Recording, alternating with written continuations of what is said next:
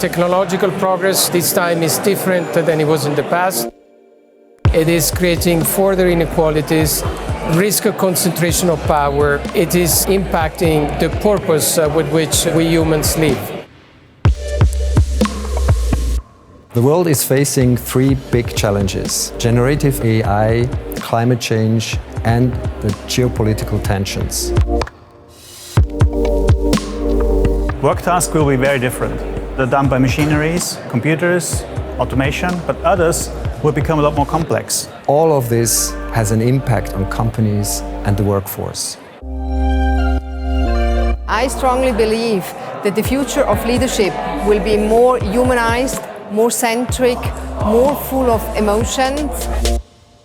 Two main things for leader will be key. First of all, adaptability, but also empathy.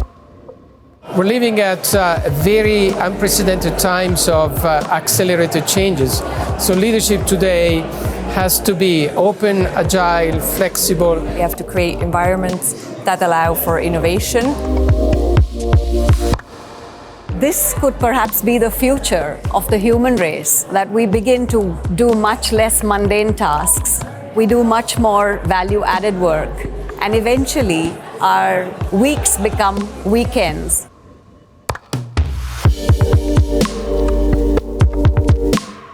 I think we need to realize that AI can be one of our friends and not the enemy if it's well used. Different people actually offered us various points of view, which laid a new ground for discussions, and I found it really interesting. My key takeaway this evening was the pivotal role that leaders play to cultivate meaningful visions that drive people. Greco inspired us all to explore how we can leverage artificial intelligence to enhance our skills and also create new opportunities. The lecture series on leadership in the future of work is an important platform for the HR Valley, our global people innovation ecosystem. After tonight's lecture, we all leave inspired to think about and develop solutions for a better future of work.